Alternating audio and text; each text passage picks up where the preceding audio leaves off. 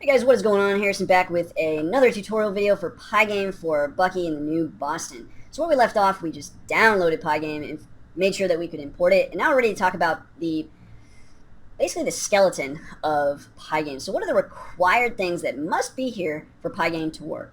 So first we have import Pygame from the last video. Easy enough, we have to import the module to actually use the things from the module. Now what's the next thing that is absolutely imperative that we have? That is pygame.init. And init is short for initialize. And what this is going to do is it's going to initialize all of the Pygame modules, so to speak, that we're going to use. And actually, most of the time you'll just see people say pygame.init, but init, this pygame.init actually does return to you something. So if the initialization of a module doesn't work, you're not going to get any return on why or what happened or that something didn't work. But if you do want one, just for future reference, you can, this function init does return a tuple, which is successful initializations and unsuccessful. So you could say x equals pygame.init, and that will return something, and then so we could print x. We'll run that in a moment, so you can see what I mean. Actually, let's go ahead and run that now, and I can get rid of that, because that's not really necessary to see. So anyway, 6-0, 6 successes, 0 failures. We're all set. So that's just a quick aside about pygame.init. So you have to have pygame.init. The next thing that you have to have is your surface. So you have to get your surface, and what a surface is kind of like the background or the canvas of what you're going to draw your objects to, and then you update that surface to like the user's screen, basically. So first we need that surface. So we're going to call this game display, and this is going to equal pygame.display.set_mode. And in here, we're only going to put one parameter for now, and this parameter is a tuple. It must be a tuple, and you're probably going to forget, I know I've forgotten a few times, to make it a tuple, you're just going to throw it in here, and you're going to have a problem. But, for example, if we wanted our window to be 800 pixels wide, 600 pixels tall, that is what we would type. Now, it's obviously very easy, though, to do this. And now you've got 2 function parameters instead of what you meant to be just one as a tuple. And 800, 600 is actually a valid tuple, but when you pass that through a function, it's going to treat 800 and 600 as different function parameters, so we can't do that. You can also make this a list. Most people make it a tuple, so I'm going to go ahead and keep that as a tuple, since that's how you're usually going to see it.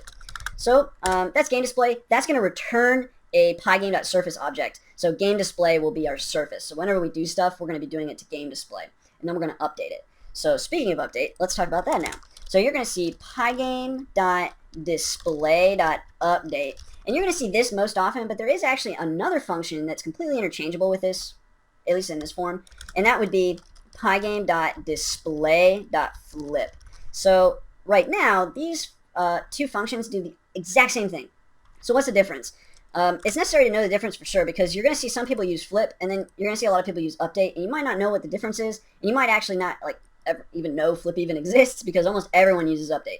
So pygame.display.flip it's called flip, and you can think of it like a flip book, and that's the way most games work. Our game is going to work a lot like a flip book, and what is motion in the game is only perceived motion. It's actually just, a frame, and then you make an update and you show another frame with a slight change, and you keep slightly changing things, and you give the appearance of motion, but it's not really motion.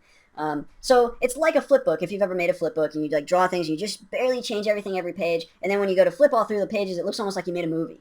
And that's how and why this is called flip. So flip is going to update the entire surface all at once. Pygame.display.update is only going to update the specific area that you mention or tell it to update, but if you put no parameters in this function, it's going to update the entire surface. So for that reason, you rarely see people use pygame.display.flip. It just doesn't get used that much, but in case you see it, that's what it is. It's the same thing.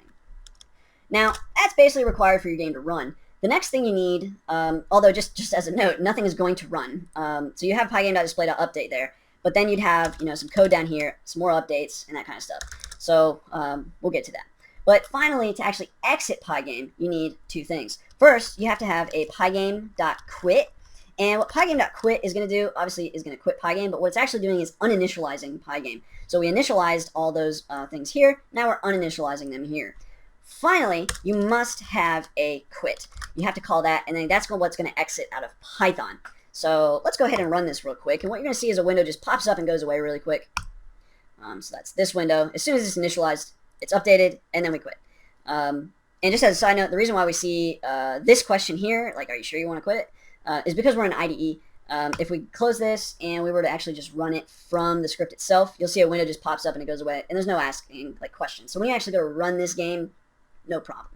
So with that, those are the bare basics and the skeleton, if you will, of Pygame. So now what we're going to be talking about in the next video are kind of like, I guess, the muscles, if we're going to continue this analogy, are the muscles to Pygame, and then we'll kind of go into logic of Pygame and all of that. So it'll be good fun. So that's it for this video. Thanks for watching.